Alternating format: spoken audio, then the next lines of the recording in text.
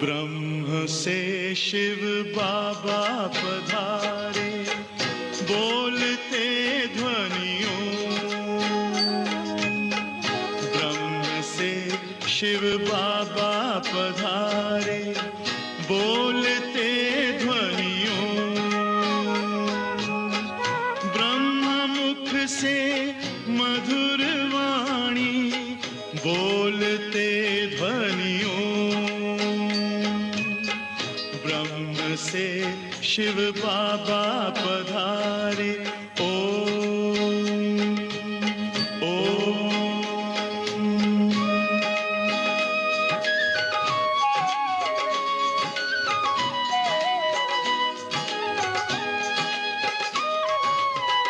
ओम की इस मधुर ध्वनि से किया परिवर्तन, प्रेम शांति सिखा के बदला सभी का जीवन। आदि देव प्रजापिता श्री बोलते ध्वनियों।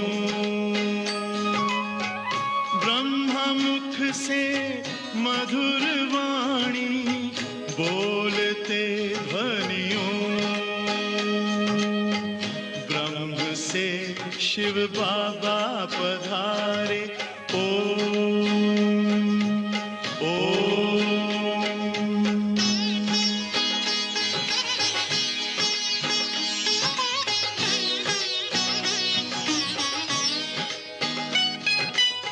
सोहनी सूरत मोहनी मूरत, ज्ञान के मोती। भव्य मुख पर चंद्रमासी, चमकती ज्योति। दिव्य दर्शन दिव्य वाणी, बोलते ध्वनियों। मुख से मधुर वाणी, बोलते ध्वनियों। ब्रह्म से शिव बाबा पधारे, ओम ओम।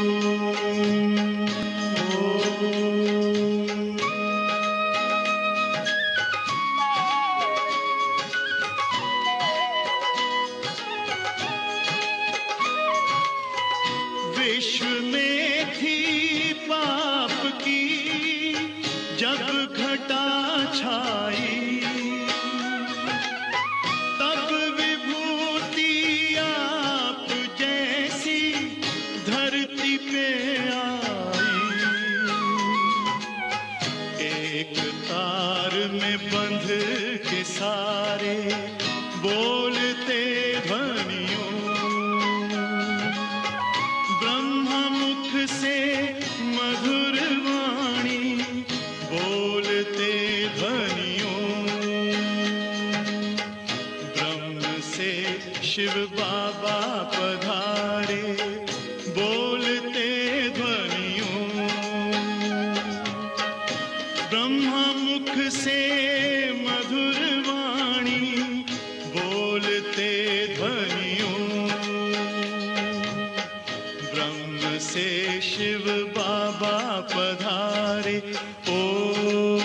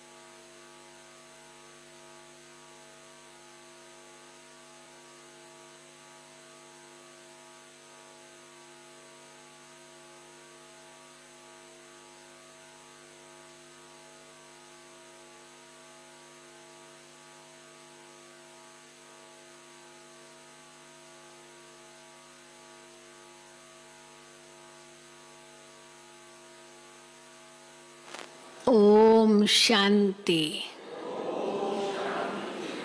सतगुरुवार की गुड मॉर्निंग।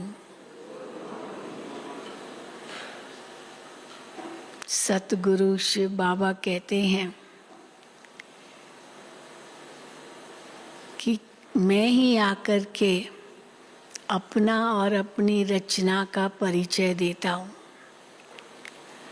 भल मेरी भक्ति करते हैं, मेरे बच्चों की भी भक्ति करते हैं, देवताओं की भी भक्ति करते हैं, शिव की भी भक्ति करते हैं, लेकिन न कोई मुझे जानता है, न कोई मेरी रचना को जानता है। मेरे सिवाय मेरे बारे में और मेरी रचना के बारे में कोई भी सही परिचय नहीं दे सकता है। लौकिक में भी हम देखते हैं ना, पिता ही अपने बारे में और अपने बच्चों के बारे में बताता है, कोई भी अन्य नहीं बता सकता। तो बाबा भी हम बच्चों को अपना और अपनी रचना का सही परिचय देते हैं। तो अब तक हम क्या समझते थे रचयिता और रचना के बारे में, और बाबा क्या बताते हैं, स्वयं भगवान क्या बताते हैं, उसमें कितना अंतर है। तो आज बाबा ने वो अंतर बहुत स्पष्ट किया है। मुझे याद है बाबा जब मुरली में ऐसे अंतर बताते थे तो जगदीश भाई को बाबा ने कहा था, बच्चे ऐसे उसका किताब बनाओ, महान अंतर। तो उस महान अंतर के नाम से एक किताब जगदीश भाई ने लिखा था, भगवान क्या कहते हैं और मनुष्य क्या कहते हैं। पढ़ा था? जिसने पढ़ा है वो किताब हाथ उठाएं। हाँ, बहुतों ने पढ़ा होगा, न बाकियों ने नहीं पढ़ा, लेकिन पता नहीं अभी लिटरेचर में है या नहीं, लेकिन बहुत अच्छा वर्णन किया है। शिव बाबा क्या बताते हैं अपने बारे में और अपनी रचना के बारे में, और मनुष्य क्या समझते हैं। तो आज की मुरली सारी उसी पर है। तो सुनेंगे बाबा के महावाक्य। आज 9/12/2021 है। मीठे बच्चे, क्या हुआ? कोई कुछ कह रहा है? बाप आए हैं तुम्हें राजयोग सिखलाने। बाप के सिवाय कोई भी देहधारी तुम्हें राजयोग नहीं सिखला सकता है। मीठे बच्चे, बाप आए हैं तुम्हें राजयोग सिखलाने। बाप के सिवाय कोई भी देहधारी तुम्हें राजयोग नहीं सिखला सकता है।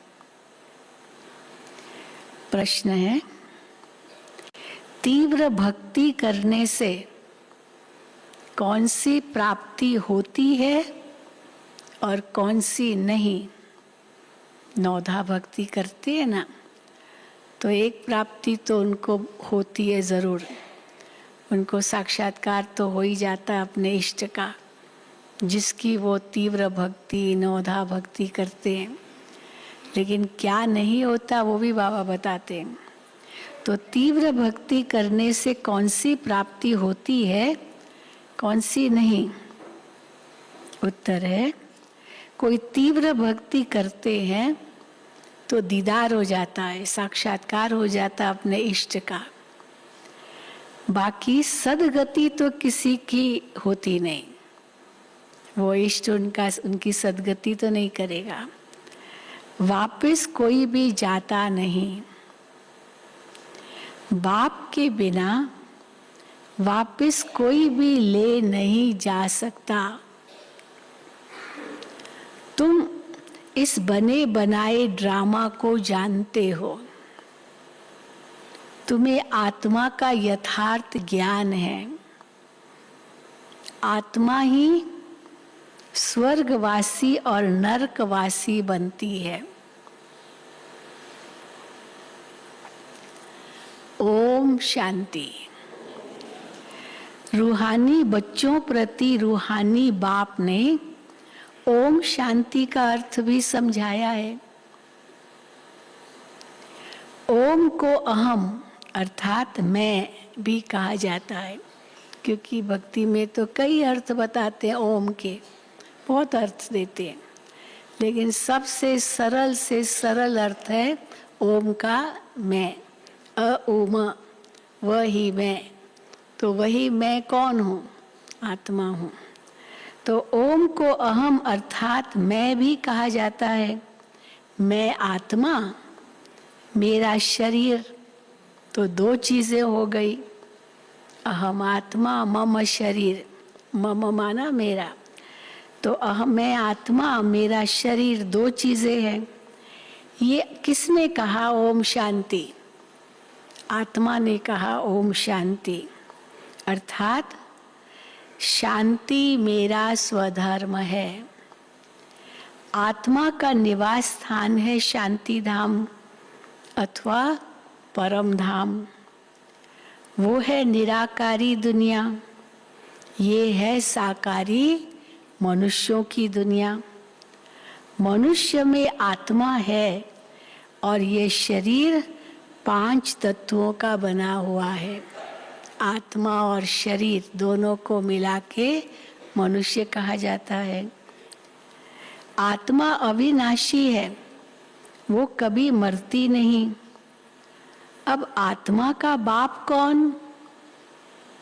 शरीर का बाप तो हर एक का अलग अलग है, बाकी सभी आत्माओं का बाप एक ही परम पिता परमात्मा है। उसका असली नाम है शिव। पहले पहले कहते ही हैं शिव परमात्माय नमः, फिर कहेंगे ब्रह्मा देवताय नमः, विष्णु देवताय नमः। अब उन्हों को भगवान तो कह नहीं सकते, ब्रह्मा विष्णु को। सबसे ऊंच है निराकार परमात्मा, फिर है सूक्ष्म देवताएं, और यहाँ सभी मनुष्य हैं। अब प्रश्न उठता है, अब कंट्रास्ट बाबा बताते हैं। अब प्रश्न उठता है कि आत्मा का रूप क्या है? भारत में शिव की पूजा करते हैं, शिव काशी कहते हैं। वो लोग तो लिंग बनाते हैं। शिव काशी जब कहेंगे तो वो लिंग ही याद आता है। वो लोग लिंग बनाते हैं, कोई बड़ा बनाते हैं, कोई छोटा बनाते हैं, लेकिन जैसे आत्मा का रूप है वैसे परमात्मा का भी रूप है। परम आत्मा, उसको मिलाकर कहते हैं, क्या कहते हैं? परमात्मा। तो परम और आत्मा, उसको मिलाकर कहते हैं परमात्मा। परमात्मा के लिए कोई कहते, अब क्या अंतर बताया बाबा ने? परमात्मा के लिए कोई कहते वो अखंड ज्योति स्वरूप है, कोई कहते वो ब्रह्म है। अब वो बाप समझाते हैं, जैसे तुम आत्मा बिंदी हो वैसे मेरा रूप भी बिंदी है। कितना अंतर हो गया, हजारों सूर्यों से तेजोमय कहना, और बाबा कहते मैं तो एक बिंदी हूँ। मेरा रूप भी बिंदी है। जब रुद्र पूजा करते हैं तो उसमें लिंग ही बनाते हैं। शिव का बड़ा लिंग, बाकी शालिग्राम छोटे छोटे बनाते हैं। मनुष्यों को न यथार्थ आत्मा का ज्ञान है न परमात्मा का, तो वो मनुष्य बाकी क्या ठहरा? अगर किसी को न आत्मा का ज्ञान हो न परमात्मा का ज्ञान हो, वो मनुष्य कैसा ठहरा? वो मनुष्य बाकी क्या रहा? सब में 5 विकार प्रवेश हैं। देह अभिमान में आकर एक दो को क्या करते? बाबा कहते काटते रहते हैं। गालियां देना, जैसे चुभना, कांटे लगाना, कुछ न कुछ बुरा भला कहना, ये बाबा कहते हैं जैसे काटते रहते हैं। ये विकार है ही दुख देने वाले।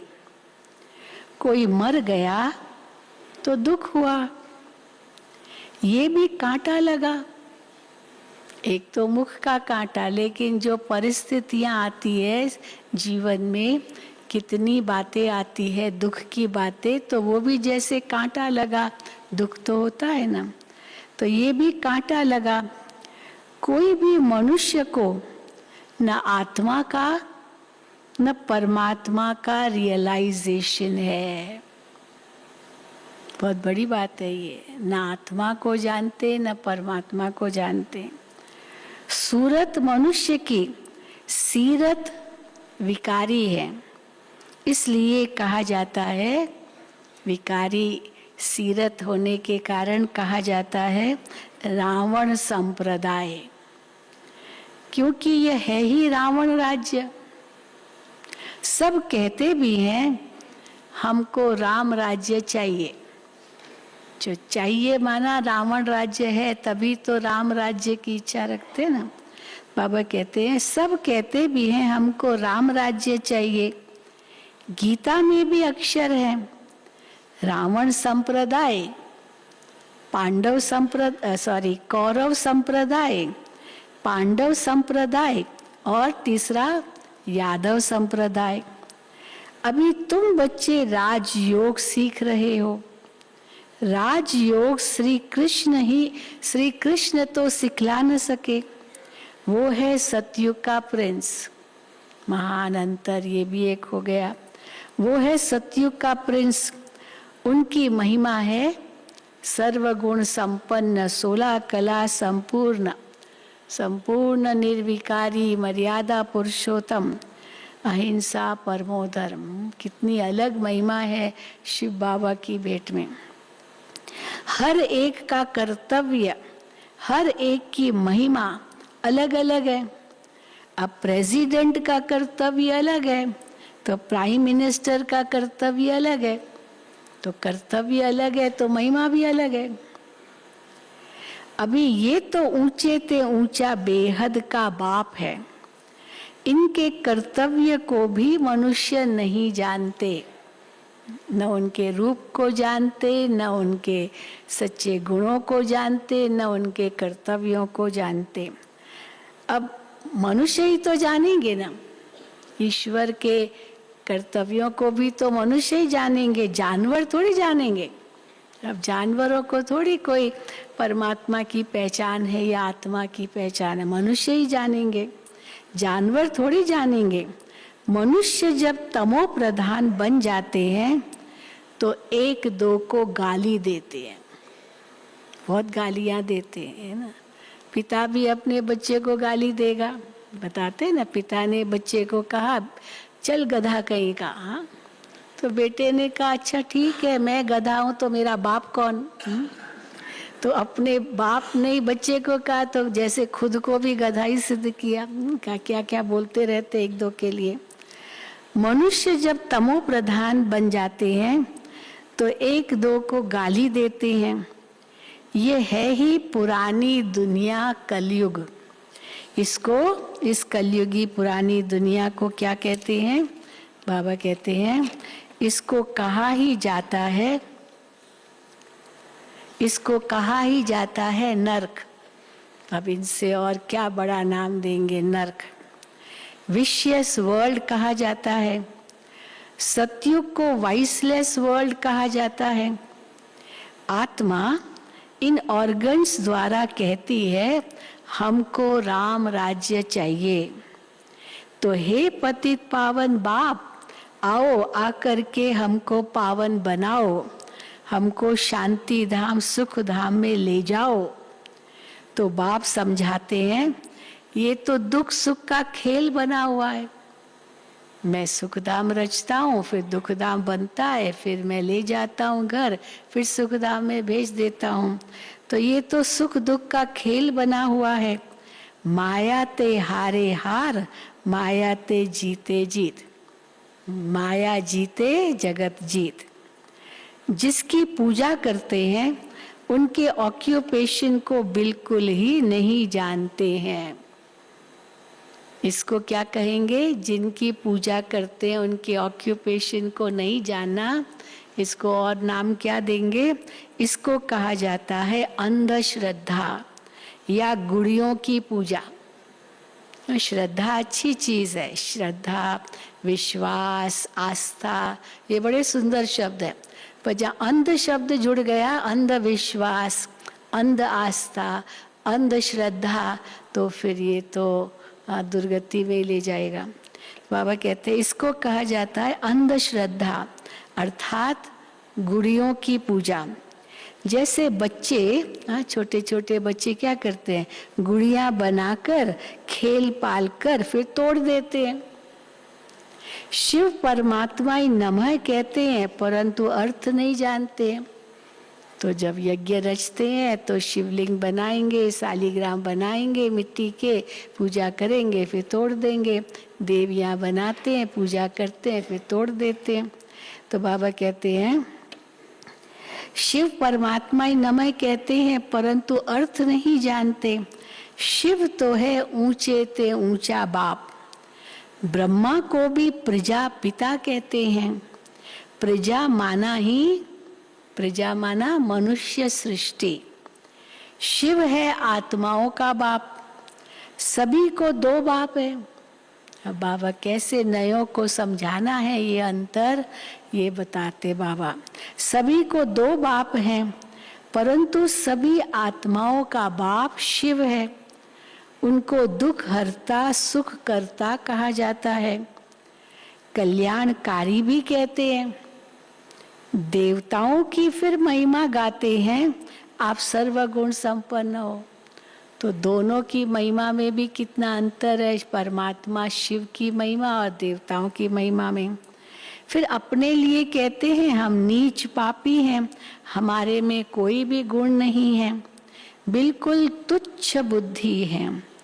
देवताएं तो स्वच्छ बुद्धि थे, यहाँ है सब विकारी पतित।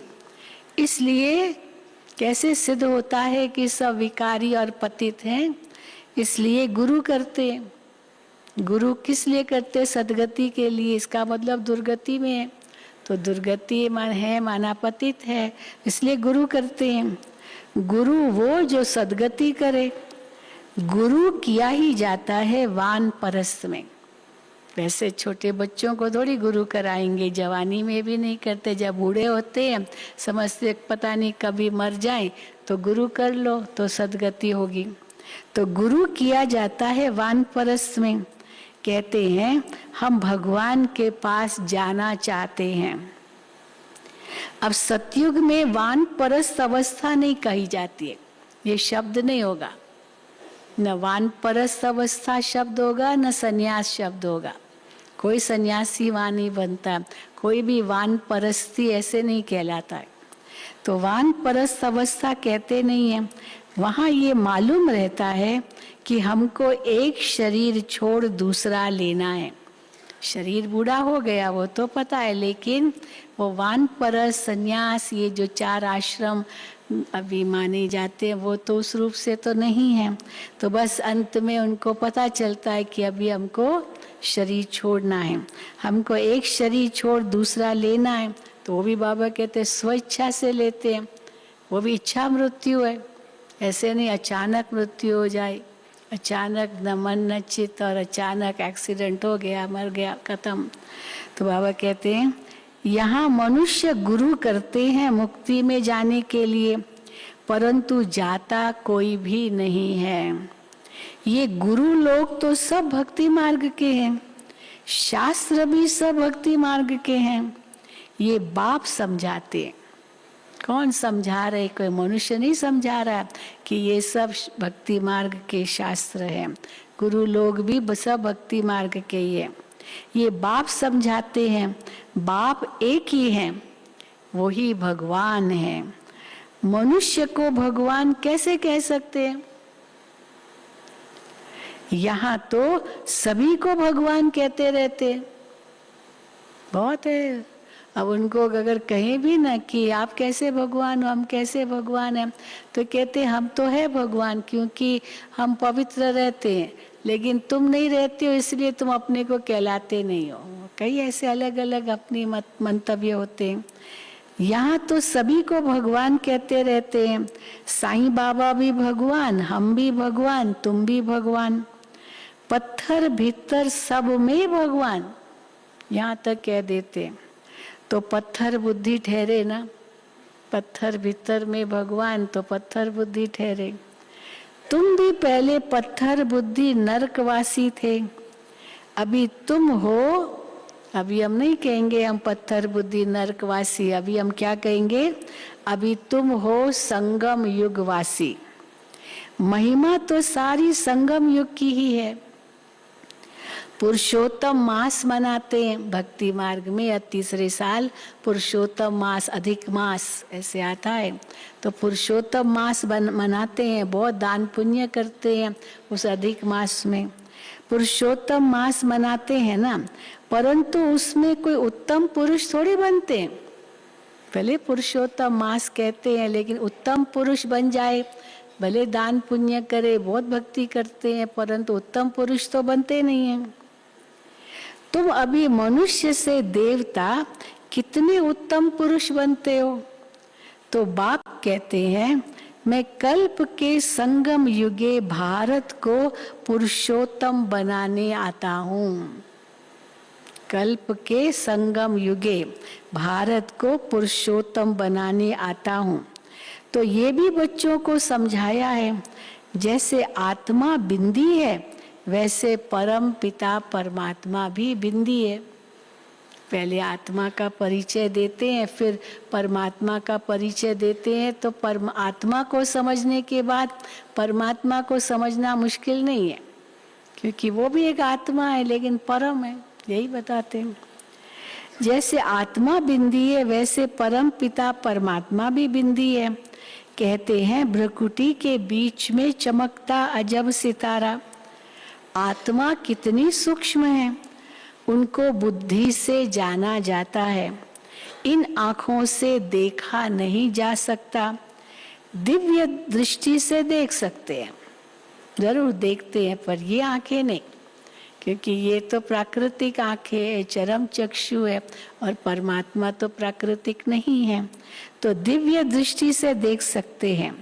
समझो कोई तीव्र भक्ति करते हैं, बहुत भक्ति करते हैं, बहुत जिगरी भक्ति करते हैं, चलो उससे दीदार हो जाता है, साक्षात्कार हो जाएगा एक बिंदी का, परंतु उनसे मिला क्या?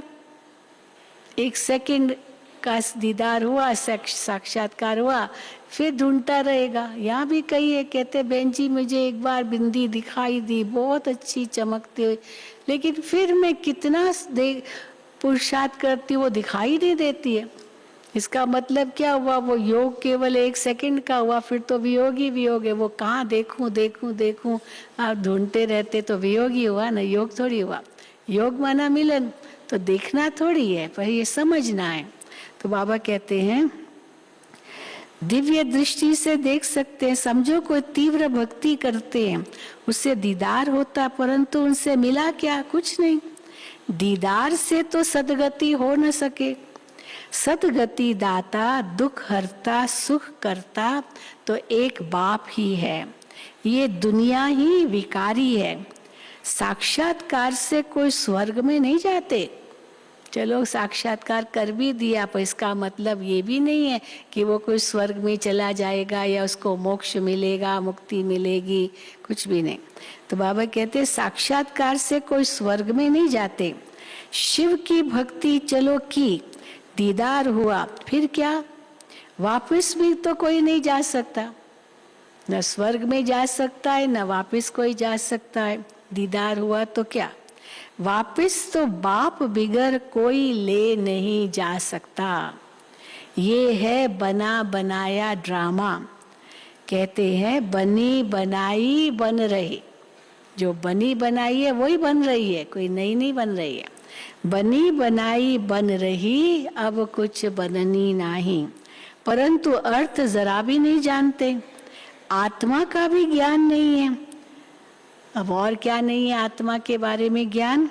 वो तो कहते हैं हर एक आत्मा 84 लाख जन्म लेती है, उसमें फिर एक मनुष्य जन्म दुर्लभ होता है। 84 लाख योनियों के अंत में एक मनुष्य जन्म मिलता है, और इस एक जन्म में आपने भक्ति की, पुरुषार्थ किया तो जन्म मरण से छूट जाएंगे, और अगर नहीं किया तो फिर 84 लाख जन्म में जाओ। तो बाबा कहते हैं परंतु ऐसी कोई बात है नहीं। मनुष्य जन्म को दुर्लभ जन्म जरूर कहते हैं, लेकिन है सब मनुष्य जन्म। पर ये मनुष्य जन्म, अंतिम जन्म इस कल्प का, वो दुर्लभ है। परंतु ऐसी कोई बात नहीं है कि 84 लाख जन्म ले फिर एक जन्म मनुष्य का मिले और वो दुर्लभ हुआ। मनुष्य का तो बड़ा पाठ चलता है। मनुष्य आत्मा का बड़ा पाठ चलता है। मनुष्य ही स्वर्गवासी और मनुष्य ही नरकवासी बनते हैं। भारत ही सबसे ऊंच खंड था। लक्ष्मी नारायण का राज्य था। वहां तो बहुत थोड़े मनुष्य थे। एक धर्म एक मत थी। भारत सारे विश्व का मालिक था और कोई धर्म नहीं था। ये है पढ़ाई। देखो ये पढ़ाई के सब्जेक्ट्स है सब। ये कौन पढ़ाता है? भगवानुवाच कि मैं तुमको इस राजयोग द्वारा राजाओं का भी राजा बनाता हूँ। इस पढ़ाई से तुम राजाओं का राजा बनते हो, भगवान कहते हैं। भगवान ने किसको गीता सुनाई? गीता से फिर क्या हुआ? भगवान ने गीता किसको सुनाई और फिर गीता से क्या हुआ? ये किसको भी मालूम नहीं है। गीता के बाद फिर क्या आता है? महाभारत। क्योंकि जब भगवान आए, गीता सुनाए, ज्ञान अर्जुन को तैयार करे, फिर है महाभारत, और फिर उसमें पांडव विजयी बनते हैं। गीता के बाद है महाभारत। गीता में राजयोग है। तो भगवानुवाच माम एकम याद करो तो तुम्हारे पाप भस्म होंगे। ये गीता में आता है। मन मना भव का अर्थ ही ये है। यही है मन मना भव का अर्थ या माम एकम का अर्थ। कि बाप कहते हैं तुम जो सूर्यवंशी पूज्य थे वो फिर पुजारी चंद्रवंशी बन गए। विराट रूप का अर्थ तो तुम बच्चे ही जानते हो। विराट रूप में जो दिखाते हैं उसमें ब्राह्मणों को गुम कर दिया है। केवल देवता क्षत्रिय वैश्य शूद्र दिखाते हैं, उसमें देवताएं मस्तक चेहरा सारे मस्तक दिखाए वो देवता, फिर क्षत्रिय पूरा पेट हाथ, और फिर वैश्य पेट और पैर भुजाएं ये टांगे वो शूद्र। पर ब्राह्मण जो चोटी है वो तो विराट रूप में दिखाया ही नहीं है। तो बाबा कहते हैं विराट रूप में जो दिखाते उसमें ब्राह्मणों को गुम कर दिया है। ब्राह्मण तो बहुत गाए जाते हैं, कितना नाम है ब्राह्मणों का। प्रजापिता ब्रह्मा की संतान है ना ब्राह्मण, इसलिए उनका कितना मान है। बाप ब्रह्मा द्वारा ही रचना रचते हैं। कैसे रचते हैं? एडॉप्ट करते हैं। ऐसे नहीं कि नई रचना रची, परंतु एडॉप्ट करते हैं पुरानी दुनिया में, और उनको ज्ञान मिला तो एडॉप्ट हो गए, नया जन्म मिला, द्विज बन गए। तो बाप ब्रह्मा द्वारा ही रचना रचते हैं, एडॉप्ट करते हैं। अब तुम हो ऊंच ब्राह्मण, तुमको रचने वाला भी कौन है? ऊंचे ते ऊंचा भगवान जो सबका बाप है। ब्रह्मा का भी वो बाप है, शिव बाबा। सारी रचना का वो बाप है। रचना हो गई सब। हम क्या हो गए सब आपस में रचना। हाँ, बाबा कहते रचना हो गई सब ब्रदर्स, सब भाई। वर्षा बाप से मिलता है न कि भाई से। शिव जयंती भी मनाई जाती है। आज से 5000 वर्ष पहले ब्रह्मा तन में शिव बाबा आया था। देवी देवता धर्म स्थापन किया था। ब्राह्मण ही राजयोग सीखे थे, वो अब तुम फिर से सीख रहे हो। भारत पहले शिवालय था, शिव बाबा ने शिवालय रचा।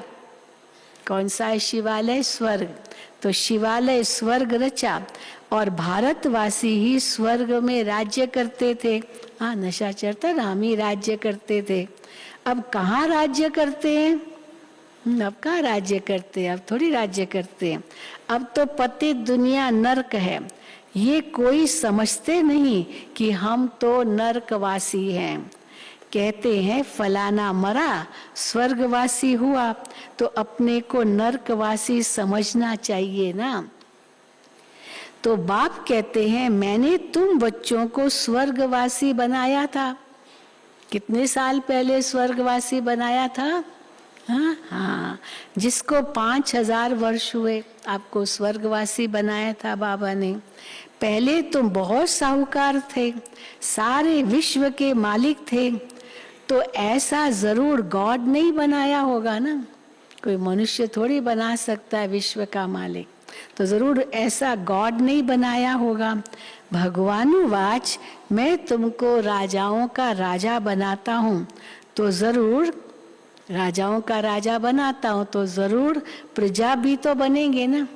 राजा नहीं तो किस पर राज्य करेंगे? परंतु ये प्रजा योग नहीं है, ये राजयोग है।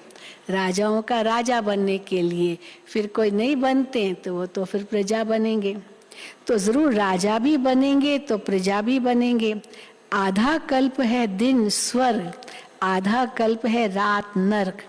अब ब्रह्मा तो एक ही बार आएगा ना, एक ही बार आएगा स्वर्ग के लिए रचने लिए। अब ब्रह्मा तो एक ही बार आएगा ना। बाप है सबका रूहानी पंडा, वो सभी को वापस ले जाते हैं। वहां से फिर मृत्यु लोक में नहीं आएंगे हम, परम धाम जाएंगे, घर जाएंगे, फिर वहां से मृत्यु लोक में नहीं आएंगे हम। कहाँ आएंगे? फिर स्वर्ग लोक में आएंगे। अंधों की लाठी तो एक ही बाप है। तो बाप समझाते बच्चे इस रावण राज्य का विनाश होना है, ये वही महाभारत लड़ाई है। मनुष्य तो कुछ भी नहीं समझते। भारतवासी आपे ही पूज्य, आपे ही पुजारी बनते हैं। सीढ़ी उतरते उतरते वाम मार्ग में चले जाते हैं तो पुजारी बन जाते हैं। पहले हम सब पूज्य सूर्यवंशी थे, फिर 2 कला कम चंद्रवंशी हुए, फिर उतरते उतरते पुजारी बने हैं। पहले पहले पूजा होती है शिव की। हाँ, सब रचना का, पूरी रचना का भेद बाबा बताते हैं। पहले पहले पूजा होती है शिव की, उसको अव्यभिचारी पूजा कहा जाता है। अब बाप कहते हैं एक निराकार बाप को याद करो और क्या नहीं करो, और कोई भी देहधारी को याद नहीं करना है। भगवानुवाच, भगवान की ये श्रीमत है। केवल एक बाप को याद करो और कोई देहधारी को नहीं याद करना है। बुलाते ही हैं कि हे पतित पावन आकर हमको पावन बनाओ, तो मेरे बिगर और कोई कैसे पावन बना सकता है? मुझे ही बुलाते हैं तो और तो कोई पावन बना ही नहीं सकता। सीढ़ी में भी दिखाया है कि कलयुग के अंत में क्या है। सीढ़ी के चित्र में कलयुग अंत में क्या क्या दिखाया, कैसे किसकी कितनी पूजा करते हैं, तत्वों की पूजा करते हैं, भिखारी बन गए मांगते रहते हैं। तो कलयुग के अंत में क्या है? 5 तत्वों की भी भक्ति करते हैं। साधु सन्यासी तो ब्रह्म की साधना करते हैं। अब स्वर्ग में ये कोई भी बातें होती नहीं। कोई न साधु है, न संत है, न सन्यासी है, न कोई वैरागी है उस रूप से। तो कोई न ब्रह्म को याद करते, न ब्रह्म में लीन होने का कोई पुरुषार्थ करते। स्वर्ग में ये कोई भी होते नहीं। ये सारा ड्रामा भारत पर ही बना हुआ है। 84 जन्म लेंगे, यहाँ भक्ति मार्ग की कोई दंत कथाएं नहीं है। ये तो पढ़ाई है। यहाँ तो ये शिक्षा मिलती है कि एक बाप को याद करो, ब्रह्मा विष्णु शंकर को भी याद नहीं करना है, कोई भी देहधारी को याद नहीं करना है। तुम बच्चे भी कहते हो हमारा तो एक शिव बाबा दूसरा न कोई, तो बाप भी कहते हैं बच्चे ग्रस्त व्यवहार में रहते कमल फूल समान पवित्र बनो। पतित पावन मुझे एक बाप को ही कहते हैं, फिर मनुष्य गुरु कैसे बन सकते हैं? तो केवल एक मैं ही पतित पावन, मैं ही सबको पावन बनाता हूँ। तो बाबा कहते हैं फिर मनुष्य गुरु कैसे बन सकते हैं? खुद ही वापस नहीं जा सकते तो औरों को कैसे ले जा सकते हैं? न कोई ज्योति ज्योत में समाते हैं। मनुष्य तो क्या नहीं कहते, बाबा कहते बाबा सब बातें अपनी जो सही है सत्य है वो सुनाते हैं। न कोई ज्योति ज्योत में समाते, न कोई किसी को ले जा सकते। सब पाठ बजाने वाले यहाँ पुनर्जन्म में हैं। तुम सब हो सजनिया, एक साजन को याद करते हो। वो साजन कौन है? बाबा कहते हैं वो है रहम दिल, लिबरेटर। यहाँ दुख है तभी तो उनको याद करते। सत्युग में तो कोई भी याद नहीं करते। तो बाप कहते हैं हमारा पाठ ही, शिव बाबा का पाठ कब बजता है? संगम युग पर। बस एक ही समय मेरा पाठ बजता है। बाकी युगे युगे अक्षर कहना भी रॉन्ग है।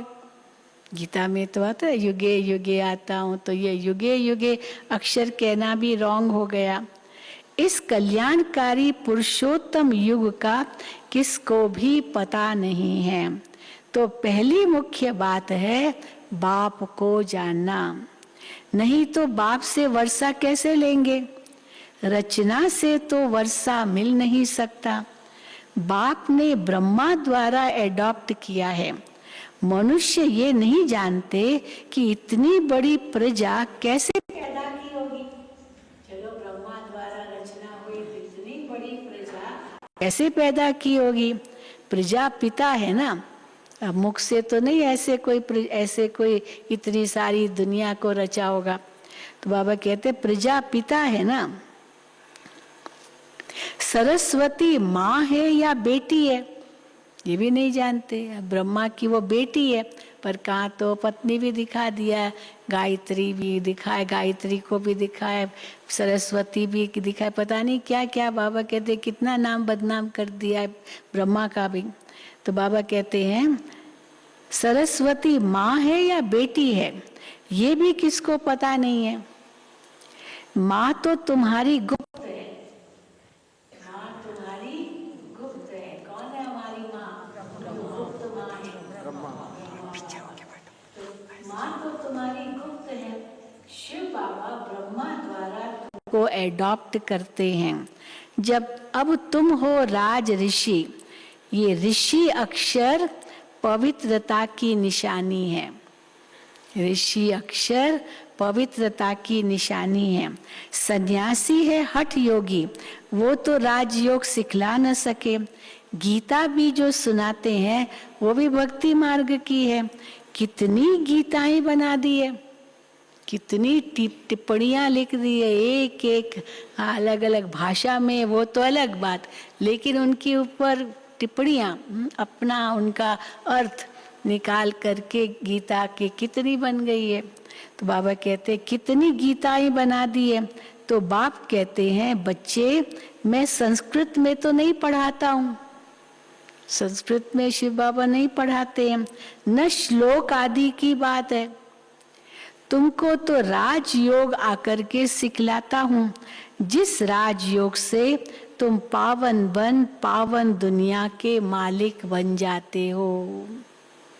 भगवान आकर राजयोग सिखाते हैं, जिस राजयोग को सीखकर तुम पावन बनते हो और पावन बनकर पावन दुनिया के मालिक बन जाते हो। अच्छा, मीठे मीठे सिकिल दे बच्चों प्रति माता पिता बाप दादा का याद प्यार और गुड मॉर्निंग। रूहानी बाप की रूहानी बच्चों को नमस्ते। हम रूहानी बच्चों की रूहानी बाप दादा को याद प्यार गुड मॉर्निंग और नमस्ते। धारणा के लिए मुख्य सार, कभी किसी देहधारी को याद नहीं करना है। आज पक्का पाठ कर लो, हाँ पक्का कर लो, अंडरलाइन कर लो। यहाँ भट्ठी में भी जो आए हैं, कोई देहधारी तो याद नहीं आता है। हाँ, मोबाइल तो नहीं चलाते हो, बातें करते रहते हो, बिल्कुल बंद है ना सबके मोबाइल। तो बाबा कहते हैं किसी भी देहधारी को याद नहीं करना है। मेरा तो एक शिव बाबा, दूसरा न कोई, ये पाठ पक्का करना है। दूसरा, बाप समान रूहानी पंडा बनकर सबको घर का रास्ता बताना है। अंधों की लाठी बनना है। वरदान, सदा बिजी रहने की विधि द्वारा। क्या है विधि? सदा बिजी रहो। सदा बिजी रहने की विधि द्वारा व्यर्थ संकल्पों की कंप्लेंट को समाप्त करने वाले संपूर्ण कर्मातीत भव। व्यर्थ संकल्प क्यों आते हैं? क्योंकि मन बुद्धि को बिजी नहीं रखा है। तो सदा बिजी रहने की विधि द्वारा व्यर्थ संकल्पों की कंप्लेंट को समाप्त करने वाले संपूर्ण कर्मातीत भव। संपूर्ण कर्मातीत बनने में व्यर्थ संकल्पों के तूफान ही विघ्न डालते हैं। इस व्यर्थ संकल्पों की कंप्लेन को समाप्त करने के लिए अपने मन को हर समय बिजी रखो। समय की बुकिंग करते हैं ना पहले से, तो समय की बुकिंग करने का तरीका सीखो। सारे दिन में मन को कहाँ कहाँ बिजी रखना है, ये प्रोग्राम बनाओ। रोज अपने मन को 4 बातों में बिजी कर दो। इसके अलावा और कुछ नहीं, 4 बातों में अपने मन को बिजी करना है। कैसे? पहला है मिलन। मिलन माना बाबा से मिलन, उसको कहेंगे बाबा से रूरिहान, बाबा से बातें करो। दूसरा है वर्णन। मिलन, वर्णन माना सेवा, औरों की सेवा करो। जो बाबा ज्ञान देते हैं वो दूसरों की सेवा करो। तीसरा है मगन और लगन, ये चौथा। तो लगन, मगन, मिलन, वर्णन, ये 4 बातों में अपने मन बुद्धि को बिजी करो। इससे समय सफल हो जाएगा और व्यर्थ की कंप्लेन खत्म हो जाएगी। कई अभी भी आते हैं, बहन जी व्यर्थ संकल्प बहुत आते हैं। अरे बस देखो, बाबा ने युक्ति बताई, अपने मन बुद्धि को कैसे बिजी रखो इन 4 बातों में। स्लोगन, सफलता को परमात्म बर्थ राइट समझने वाले ही सदा प्रसन्न चित्त रह सकते हैं। कौन रह सकते हैं प्रसन्न चित्त? सफलता को परमात्म बर्थ राइट समझने वाले ही सदा प्रसन्न चित्त रहते हैं। मैं नहीं विजयी बनूंगा तो और कौन बनेगा? नशा चढ़ाओ तो प्रसन्न चित्त रहेंगे। अच्छा, ओम शांति, ओम शांति, ओम शांति। आज भट्ठी वालों का प्रोग्राम भी जल्दी से बता देते हैं। तो आज का स्वमान है, मैं हर श्वास, समय और संकल्प को सफल करने वाली सफलता मूर्त आत्मा हूँ। मैं हर श्वास, समय और संकल्प को सफल करने वाली सफलता मूर्त आत्मा हूँ। आज 10 बजे से योग होगा, 10:30 बजे डॉक्टर निर्मला दीदी खास ज्ञान सरोवर से आएंगे और आपका क्लास कराएंगे श्वास, समय और संकल्प की सफलता। और दीदी निर्मला विशेष ध्यान खिंचवाती है कि जो भी क्लास में आते हैं सबको मास्क लगा हुआ होना चाहिए, नहीं तो आपको भेजेगी अपने कमरे में, जाओ मास्क लेकर आओ। इसीलिए वहाँ क्लास में तो बिल्कुल हर एक मास्क लगा करके आएंगे। तो 10:30 से 11:30 तक क्लास होगा। 11:30 बजे फिर ब्रेक होगी। फिर ठीक 12 बजे आत्म प्रकाश भाई मधुबन के टोली डिपार्टमेंट के वो आएंगे और आपका क्लास कराएंगे 12 से 1। तन मन की थकावट मिटाने का साधन शक्तिशाली याद। तन मन की थकावट मिटाने का साधन शक्तिशाली याद। और फिर शाम को 5 से 6 योग, 6 से 7:30 तक, 7 बजे तक, 6 से 7 सूरज भाई आपका क्लास कराएंगे और उनका विषय है संपूर्ण कर्मातीत स्थिति। और संपूर्ण कर्मातीत स्थिति का संकल्प करके यहाँ से उसी शक्ति से कल आप सभी जाएंगे। फिर 7:30 से 8 बजे तक अनुभव की लेन देन होगी, फिर भोजन, फिर विश्राम। और आप सबने कल तो समाचार सुन ही लिया होगा, बहुतों ने सुना भी होगा, पता नहीं भट्ठी वालों ने सुना या नहीं सुना। एक दुखद समाचार जो भारत देश के लिए है। हमारे CDS यानी chief of defence staff general Bipin Rawat ji, शायद आपके वहीं के थे, वहाँ आपके पास आते थे, नहीं कहाँ जाते थे, किसी सेंटर पर जी? अच्छा दूसरे। तो chief of defence staff general Bipin Rawat ji, जो जल, नभ और थल माना तीनों, आर्मी, नेवी और एयरफोर्स तीनों के ऊपर थे, जो उनके जनरल के ऊपर। तो कल वो तमिलनाडु में कोयम्बतूर के पास कहीं लेक्चर देने लिए जा रहे थे, तो हेलीकॉप्टर में जा रहे थे, तो धुंध थी और उनका हेलीकॉप्टर, और वहीं पर वो क्रैश हो गया और 14 जने थे उसमें, जिसमें 13 उसी वक्त जैसे खत्म ही हो गई। उनकी वाइफ भी थी, उनका नाम मधुलिका बहन, और दोनों ही बाबा के घर आए थे। पिछले साल आए थे, शांति यहाँ आए थे बाबा।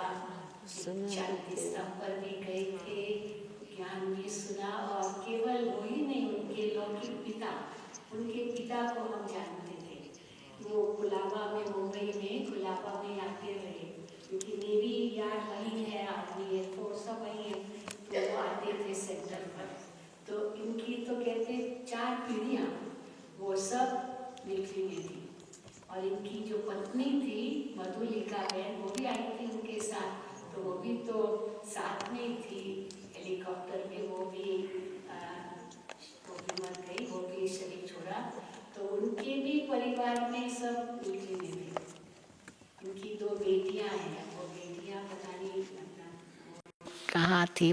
तो अभी तो आज उनका अंतिम संस्कार करेंगे, लेकिन वो जो 13 जने, उसमें काफी बड़े बड़े ऑफिशियल्स भी थे। हाँ, 10 तारीख को होगा, कल होगा उनका अंतिम संस्कार।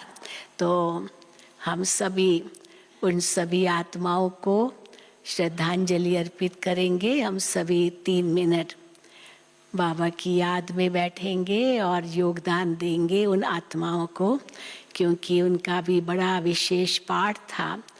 भारत की हमारी जो सिक्योरिटी है, हमारा जो इतना सारा बॉर्डर का ध्यान रखते थे, मिलिट्री का तो बहुत बड़ा काम होता है, तभी तो हम सब सुरक्षित बैठे हैं यहाँ। तो हम सभी उन आत्माओं को योगदान देंगे 3 मिनट, उसके बाद बाबा को भोग लगेगा।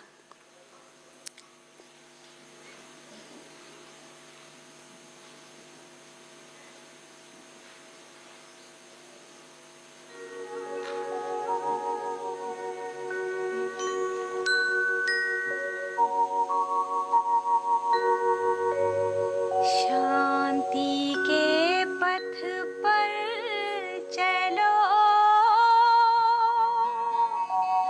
शिव पिता की तुम संतान।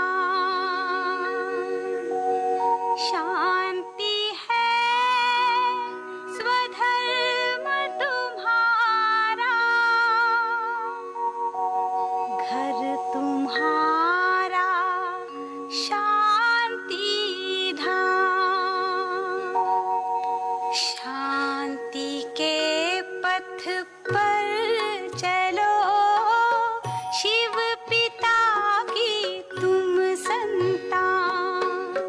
शांति है स्वधर्म तुम्हारा, शांति है स्वधर्म तुम्हारा, घर तुम्हारा शांति धाम।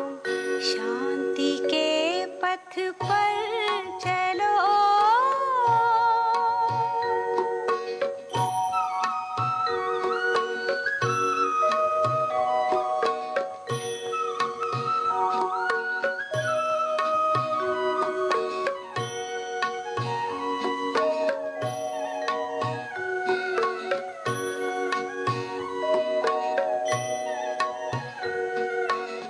शांति का शिव है दाता, नई दुनिया जो लाएगा। सतयुगी प्रभात आएगी, मानव देव कहलाएगा। धरा से होगी दूर अशांति, होगा विश्व का नव निर्माण। शांति के पथ पर चलो, शिव पिता की तुम संतान। शांति है स्वधर्म तुम्हारा, शांति है स्वधर्म तुम्हारा, घर तुम्हारा शांति धाम। शांति के पथ पर चलो।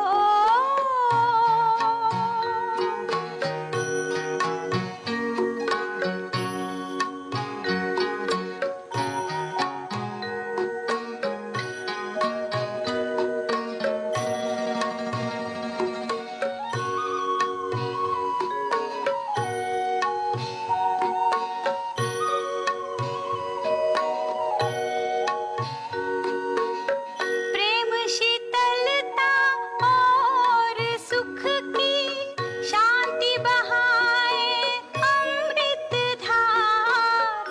तृप्त करे हर आत्मा को दिव्य गुणों का इसमें सार। चार दिशाओं में गूंजेगा शांति सागर शिव का ज्ञान। शांति के पथ पर चलो, शिव पिता की तुम संतान। शांति है स्वधर्म तुम्हारा, शांति है स्वधर्म तुम्हारा, घर तुम्हारा शांति धाम। शांति के पथ पर चलो, शिव पिता की तुम संतान।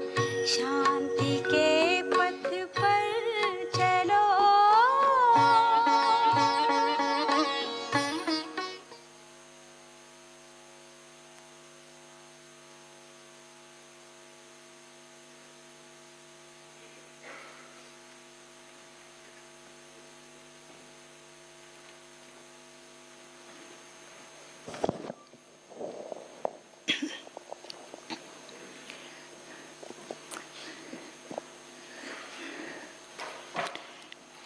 ओम शांति।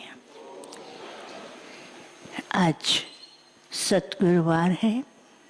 हम सब मिलकर के बाबा के पास वतन में जाएंगे और बाबा को भोग स्वीकार कराएंगे।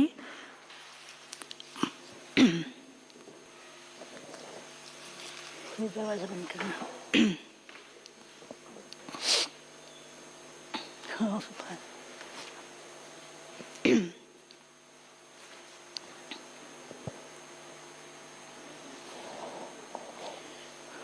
दरवाजा बंद कर, बोला नहीं जा रहा।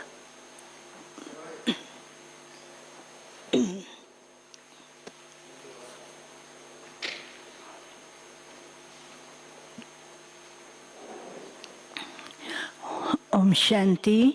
आज सतगुरुवार है। हम सब मिलकर के वतन में बाबा के पास जाएंगे और प्यारे बाबा को भोग स्वीकार कराएंगे। भोग के बाद बाबा जो कहेंगे वो हम सुनेंगे।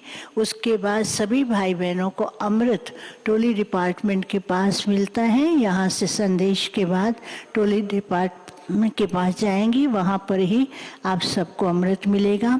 और जो गाजियाबाद की टीचर्स बहनें ध्यान देंगे, जो भट्टी की टीचर्स बहनें हैं, आज शाम को 5 से 6 के बीच में टोली डिपार्टमेंट से अपने सेंटर की टोली आज शाम को 5 से 6 के बीच में टोली डिपार्टमेंट से लेंगे। भट्टी में आई हुई टीचर्स बहनें आज शाम को 5 से 6 के बीच में टोली डिपार्टमेंट से अपने सेंटर के लिए टोली लेंगे।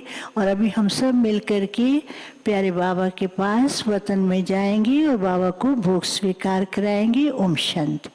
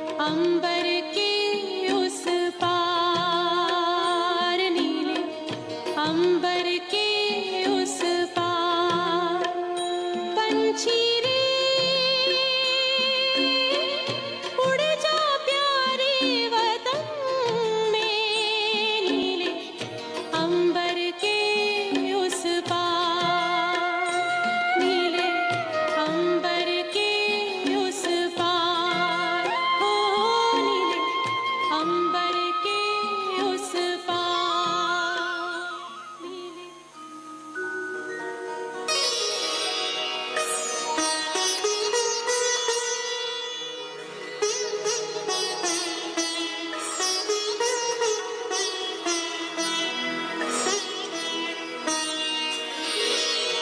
तेरी याद का अमृत पीते हैं, तेरी याद का अमृत पीते हैं, तेरी याद में जीते हैं बाबा, तेरी याद में जीते हैं बाबा, तेरी याद का अमृत पीते हैं, तेरी याद का अमृत पीते हैं, रहे याद सदा ही साथ तेरी, रहे याद सदा ही साथ तेरी, बस और न हम कुछ चाहेंगे, बस और न हम कुछ चाहेंगे, तेरी याद का अमृत पीते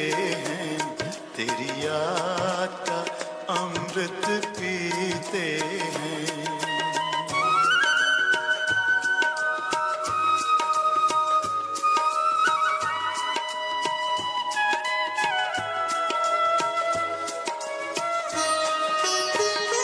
जो पल बीते तेरी यादों में, जो पल बीते तेरी यादों में, वो पल अविनाशी होते हैं, वो पल अविनाशी होते हैं, हर पल को सफल बना देंगे, हर पल को सफल बना देंगे, तेरी याद कभी ना छोड़ेंगे, तेरी याद कभी ना छोड़ेंगे, तेरी याद का अमृत पीते हैं, तेरी याद का अमृत पीते हैं।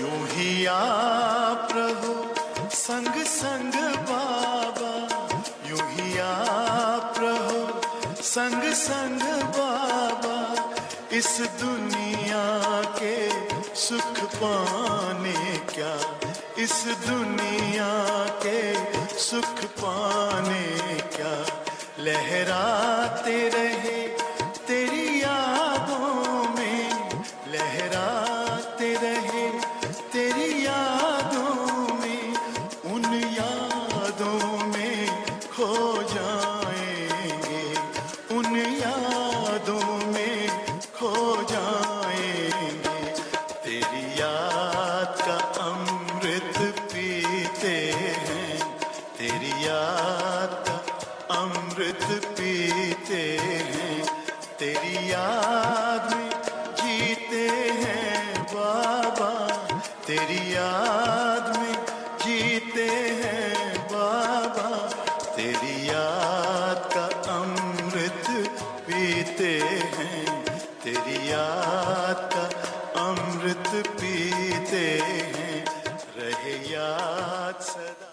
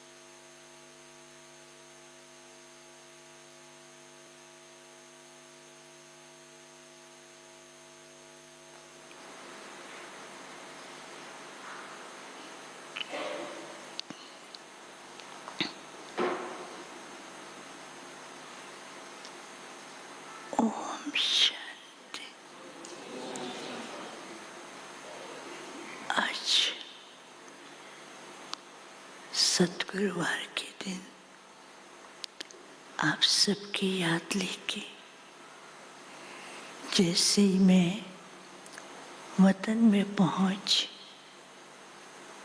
वतन में चारों ही तरफ एकदम साइलेंस का वातावरण था। चारों ही तरफ एकदम लाइट ही लाइट और बिल्कुल ऐसी डीप साइलेंस थी। और कुछ सेकंड के बाद मैं दूर से क्या देखती हूँ कि बाबा आ रहे हैं और बाबा भी नज़दीक आकर के इतनी पावरफुल दृष्टि दे रहे थे और बाबा के स्वरूप में बहुत ही प्यारापन और ऐसी न्यारी स्थिति दिखाई दे रही थी।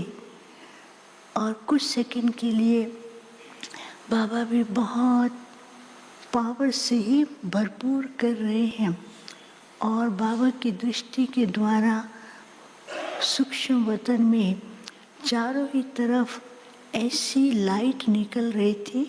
उस लाइट के द्वारा ऐसा पावरफुल वातावरण था और उस वातावरण के अंदर इतने गहरे अनुभव हो रहे थे।